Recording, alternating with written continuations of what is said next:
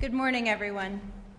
Thank you for being here today. It's wonderful to see all of you for the launch of the second Quadrennial Diplomacy and Development Review.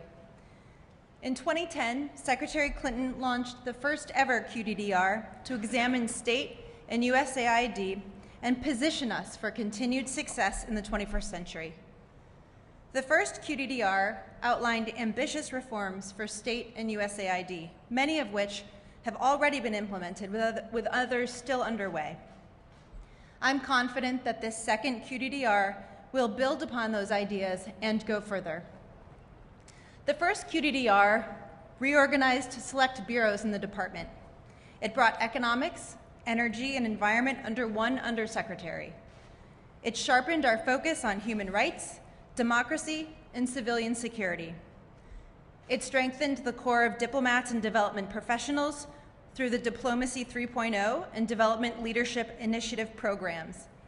And it brought the role of women and girls to the forefront of our work as we address global challenges.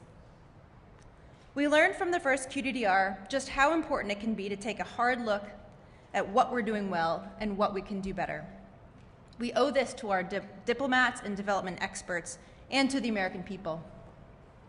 As we launch the second QDDR, we once again recognize the importance of engaging all of our stakeholders, from our state and USAID family, to our partners on the Hill, to advocates in the NGO community, to thought leaders at think tanks and universities. We understand the value of your support and insight.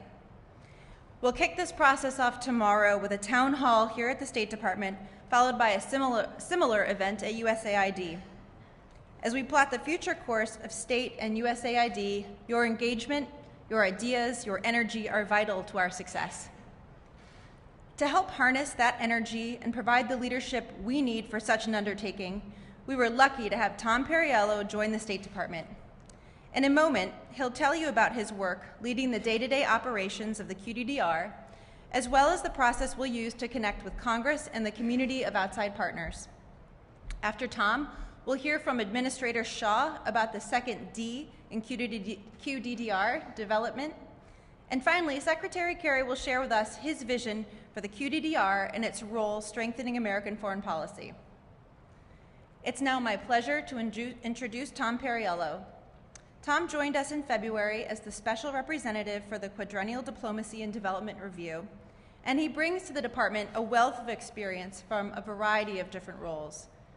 As many of you know, Tom served as the congressman from Virginia's 5th District, and he was special advisor to the prosecutor of the Special Court for Sierra Leone. He has conducted extensive research in Egypt, Afghanistan, and Darfur, and most recently served as CEO of the Center for American Progress Action Fund. We are thrilled that he is on board and leading the QDDR effort. With that, I'll turn it over to Tom.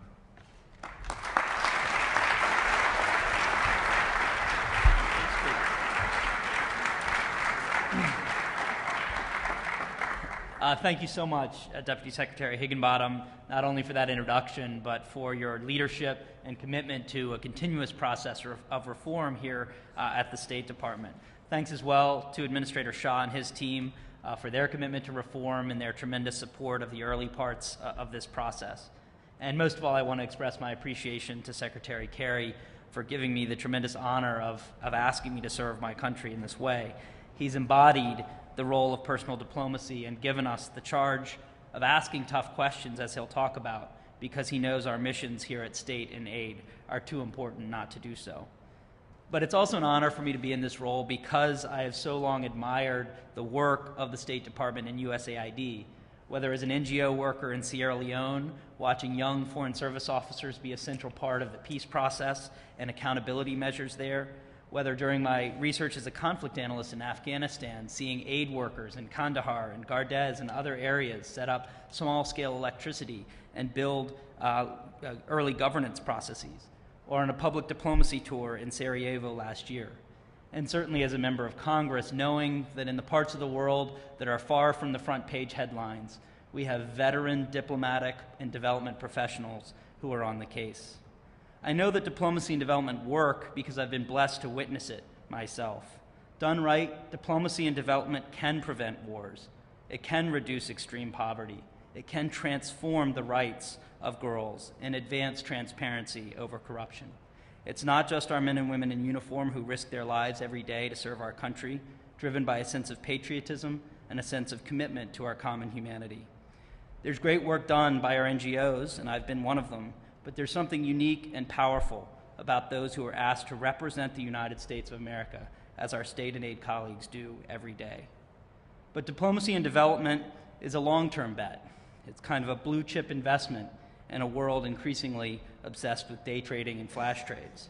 There are no shortcuts, there are no easy wins, but we can and must revisit the way that we do our work in order to ensure that we're making those investments over the long term, which is why it's so important that Secretary Kerry has shown the leadership to institutionalize this multi-year strategic review that was the legacy of Secretary Clinton, and demand that we continue to do good and do better.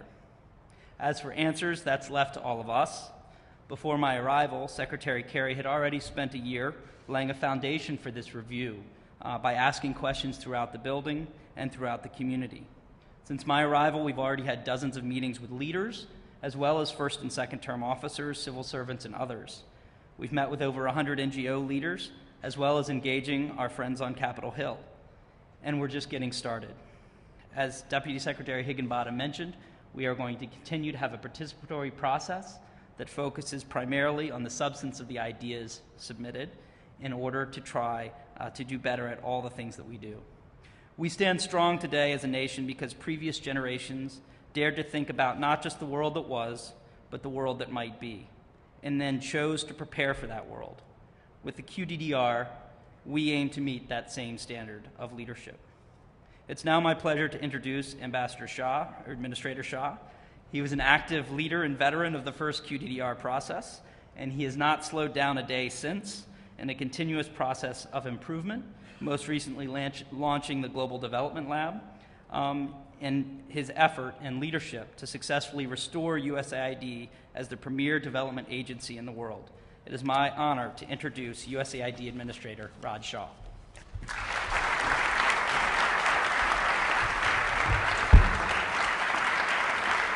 Good morning.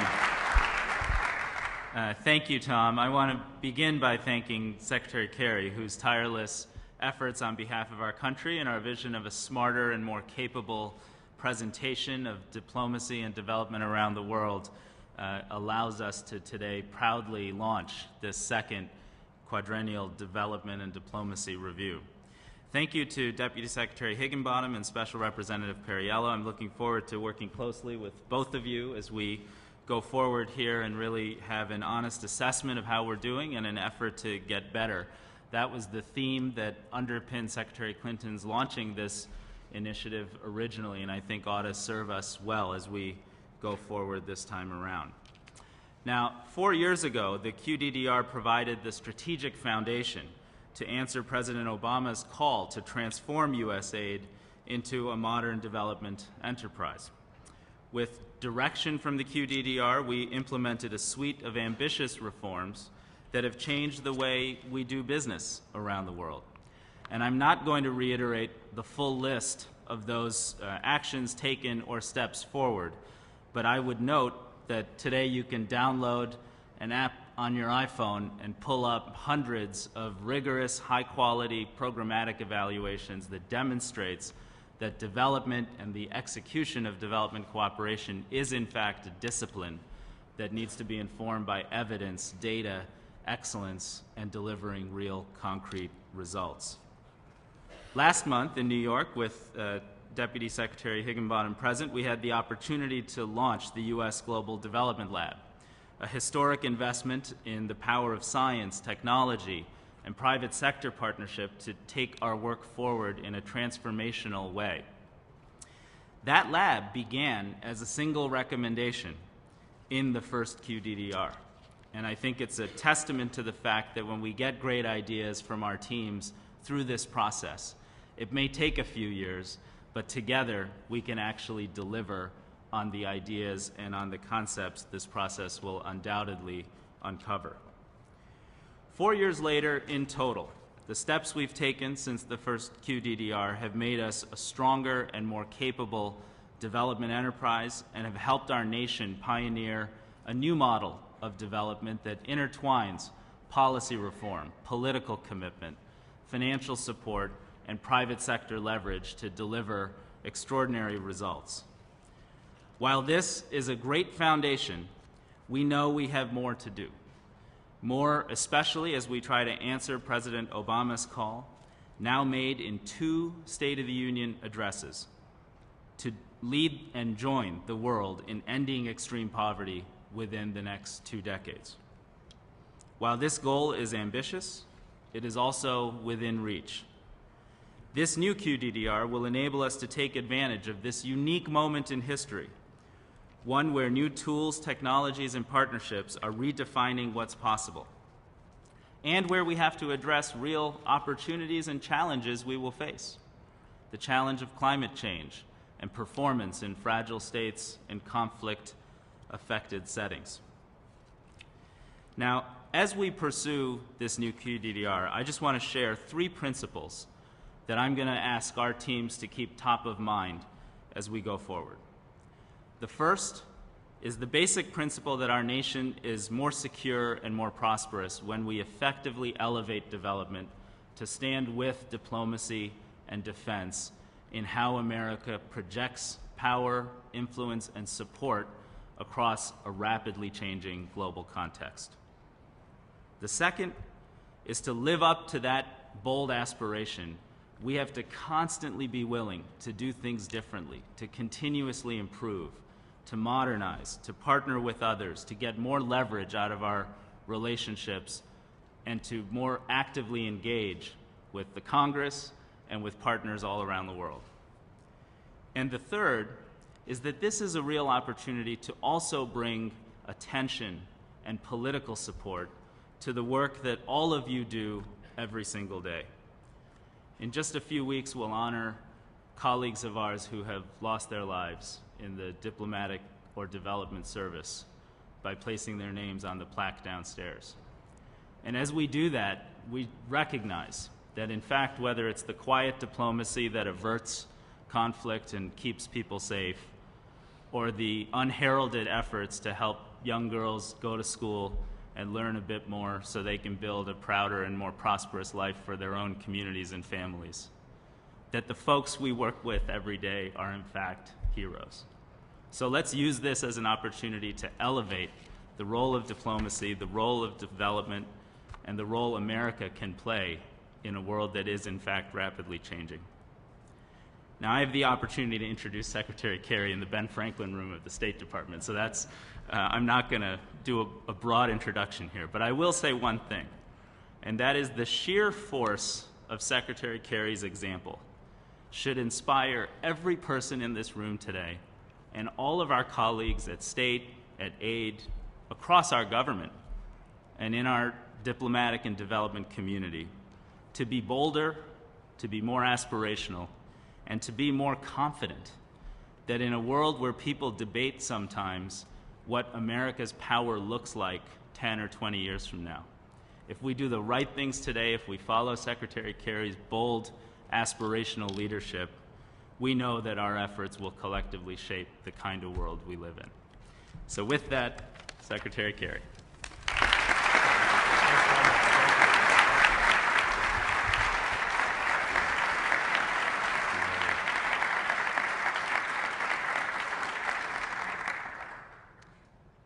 Raj, thank you very much for a very, very generous introduction, and thanks for your leadership.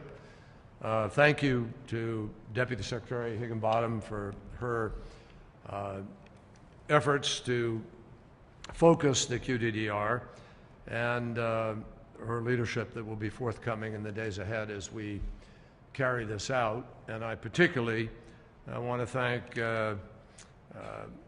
Congressman Tom Perriello for his commitment to public service, which you heard defined to you, and for his willingness to come back and take on this task, tough task, but a really important task, as you've heard this morning. And I thank all of them for the level of engagement and critical thinking that they're already bringing to the QDDR process. Thank you all for coming and sharing a few moments of valuable time. I think the single most important asset we all have is time, and how we manage it is critical. And I'm grateful to you for coming here to share in this launch. It's very appropriate that we are here in the Ben Franklin room, because Ben Franklin was not just the father of the American Foreign Service, he was also America's great innovator. He was the father of innovation, really, in our country, of experimentation. He was a remarkable innovator. And so we can take both the diplomacy and the innovation and marry them, which is what we're trying to do in the context of the QDDR. And we can honor both of those traditions, which is what we seek to do here. I hope that as a result, the QDDR ultimately will be true to the historic mission of our country, of American foreign policy. But most importantly, I hope it's going to shape and guide us as we move into the future. One of the lessons that I certainly drew from the Cold War, which I grew up in, from the early days when we would crouch under our desks at school in practice for a possible nuclear war, to the incredible emotions we all experienced with the fall of the Berlin Wall and the sort of formal demarcation point at the end of the Cold War, to the vast array of challenges that we face today as the world is witnessing this explosion of sectarianism, religious extremism, radical ideologies, and frankly, too many failed states and failing states, a vast challenge to governance, sometimes even witnessed here in our nation's capital. So we, all of us, need to be thinking hard about how we project power, but not power for the sake of power, power to achieve great goals, power to leverage values, and to protect our interests. That's what this is about. And I can't help but think, coming back to that lesson that I mentioned, that during the Cold War, it may not have seemed so at the time, obviously, to great leaders, but it was easier than it is today. Simpler is maybe a way to put it. The choices were less varied, less complicated, more stark, more clear. Communism, democracy, West, East, the Iron Curtain, the great line of divide. And many things were subsumed and quashed by that force of that bipolar world. Today, all you have to do is go back and look at the former Yugoslavia and see how Tito crushed all those forces that were released that led to what we saw in the Balkans and in Kosovo, Bosnia, Herzegovina, and so forth. Now we witness in the Middle East many forces unleashed, Sunni, Shia, other Islamism, radical Islam, so forth. So we have to really navigate our way through this much more complicated world. And in order to do that, in a world where change is coming at us much, much faster, whole populations that might have relied on written communication arriving at some point in time, or perhaps just television, now instantaneously are in touch with everybody in the world. And everybody's aspirations are shared by everybody, everywhere, all the time. 24/7, 365. That changes politics, believe me. I can tell you that based on 30 plus years of being elected. It's tricky world. And so the values that we stand for We want, obviously, to be able to assert and do so in ways that are effective, not just feel good, that are going to help get the job done. So I want the QDDR to be a blueprint for America's success in this new world. And to get there, to really innovate, we are, all of us, the team up here, and those of you who will take part in the leadership of this effort, going to insist that the QDDR ask tough questions and pull no punches. There are many absolutely critical issues that we all need to confront, that each of you are confronting in your various bureaus and tasks here. The QDDR process, I'm going to say to you up front, cannot and will not touch them all. A very smart Foreign Service officer briefed me when I first was tasked with this job, which I'm privileged to serve in, and said to me, if everything's important, nothing is important. Smart advice. So this QDDR will not seek to be everything to everybody, because most of all, I really want it to be relevant. It will be relevant to the work that we do and to the work that we need to do going forward. And it will be focused on a few big challenges and a few big opportunities. Yes, it will deal with intricacies of internal administration and innovation and modernization and other things we need to do. Yes, it will. But we also need to deal with the big challenges of American diplomacy. And it is a process that we will use to challenge ourselves with some tough questions and to respond with a concrete set of proposals. So I want it to be both strategic and operational. And I want it to be grounded not in laundry lists that make some of you or all of us feel good because, boy, it's mentioned, but they make us feel good because there are plans to be able to help us do good. In other words, this has to be a product that really guides a modern State Department and a modern USAID and empowers our frontline diplomats and development professionals around the world so that they can get the job done. We do so building on the example of the first QDDR, which was in and of itself an innovation. And I will say right up front, I could have come in here as a new secretary and said, well, that was really nice. That was the former secretary's, personal deal. We're going to go on and, do things a different way. No.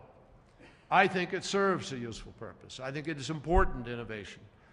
And I think the commitment, contributions of Secretary Clinton, and for many of you in this room today, didn't simply demonstrate the importance of civilian power. It used that power to try to drive change and modernize how we advance diplomacy and development. And so I want to see us go even further with this next effort. I want to see us advance diplomacy and advance development. All you have to do is look at the department's remarkable efforts to support women and girls. I've seen that firsthand all around the world, particularly in Afghanistan and parts of the Middle East, South Central Asia. We can also measure the work we've undertaken recently with our European partners on energy security. And I think the first QDDR did highlight the importance of those issues so that we now have resources to try to create and also structured ourselves in ways that allow us to try to create the opportunities that we have today. So advancing the spirit of the first QDDR means continuing to ask the next round of difficult questions that will keep us resilient, make us stronger, and make us more innovative. This is not, therefore, purely an intellectual exercise. For the QDDR to be effective, it has to connect in a real way to the needs that are out there and to a real way to the day-to-day mission that all of you are confronting in your leadership positions. It has to spur greater ownership and greater initiative from every single bureau, post, or mission out in the field. It has to narrow the distance between Washington and the front lines. And it has to connect Washington to those front lines in ways that the people on the front lines don't feel, man, those people back there are really screwing up my life. We need to do these things in a way that proactively engages Capitol Hill. So we have the support and the resources we need. And I ask our elected leaders of all stripes and our best minds from all sectors to join this process in asking how our great nation can meet the great challenges and opportunities of our time. And believe me, they are out there. It is not a small thing that 11 of 15 nations that used to receive aid from the United States are now donor nations. We need to tell these stories.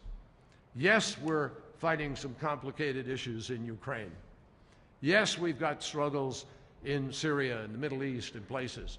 But look at huge, vast parts of the world where we are able to maintain the calm, able to navigate and thread the needle and do things on a daily basis that many people are unaware of, which we are working now with Rick Stengel to make sure that they are, in fact, aware of. There's an enormous amount happening out there. You know, we now have the majority percentage of chemical weapons moved out of Syria, and we're moving on schedule to try to complete that task. We're making progress in the effort with respect to the Iran negotiations. Not there, but steadily at it in a serious and professional way. So there's much that happens, even while people can complain on a daily basis about whatever is not happening, some of which is obviously not exactly in our day-to-day control. We can't empower our people without providing them with effective leaders over the course of these next years, and leaders who are empowered to guide others to higher achievement within all of the ranks and echelons of the State Department and USAID. We need leaders who have the flexibility to respond to a world, as I mentioned, that's changing so incredibly rapidly. Leaders who can back up their teams when their teams dare to take a smart risk and provide a new solution to a problem.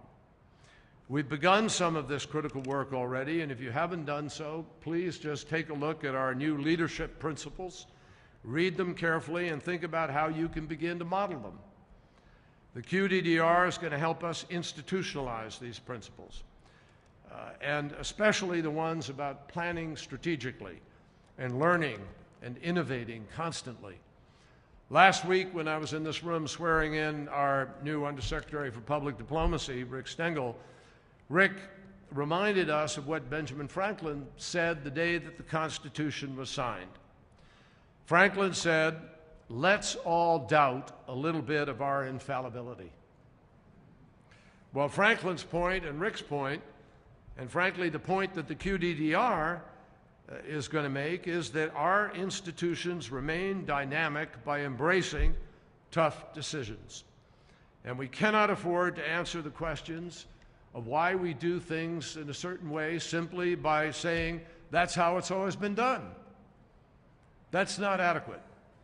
We can't set our budget and personnel priorities this year based simply on where they were last year or in the last decade. And as we face a world of multiple emerging powers, a global youth bulge in some parts of the world, in some of the most dynamic areas of the world, as we face these changes, which are so different from the time when in the 1948, post-war, 46 to 50s and 50s to the 60s, we could make really bad decisions and still win because we were pretty much the sole dominant economic and military power around. It's not true anymore.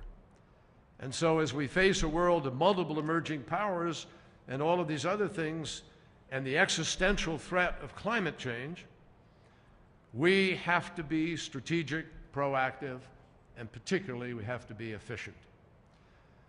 So this is a review of how we've been doing things, but it's also a preview of what state and USAID need to do in order to put the United States of America in the strongest position to face the challenges and seize the opportunities of tomorrow. This is what we owe to the American people. And we owe it to their elected representatives on Capitol Hill who approve the budget that we live by. There are enormous opportunities out there, I want to tell you. I see them as I'm privileged to travel on behalf of our country all over the place. We sometimes, I mean, we worry about unemployment, and we should. And for all those millions of young kids in Africa, 100 million plus or something are going to need to be educated in the next 10 years if we're going to break out of this kind of cycle.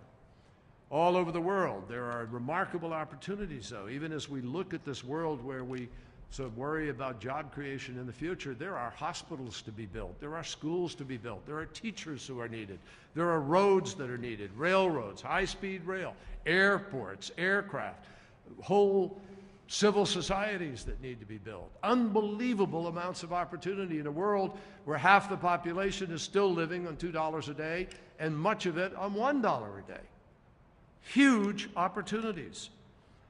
And we need to recognize that if you're going to live up to the real meaning of American exceptionalism, it is not because we just repeat the words about being exceptional. We're not exceptional because we say we are. We're exceptional because we do exceptional things. And we have to make sure we're doing those exceptional things. I want the QDDR to be the blueprint to do exceptional things within an exceptional institution, to chart a course for how we're going to be more creative in our work together and in our engagement with the world. And I look forward to working with each of you to make the most of this critical moment in this critical process. I ask you to take this seriously. I know that Heather and Tom mentioned, I think Heather mentioned it, they're going to be hosting a QDDR town hall on Wednesday to get input from State Department staff and to get, and then they're going to get in the field through the sounding board, and hopefully some of you will join them in that effort. And obviously, over the course of the next weeks and months, Tom's going to be reaching out like crazy. There'll be a lot of meetings, a lot of time to weigh in, a lot of opportunity to build on the retreat that we had with the senior leadership earlier in the year, and to build on your own creative input and ideas for how we make this place as valuable as you felt it was when you decided to come here in the first place, and as you try each day to make it. So let's get to work. Thank you very much.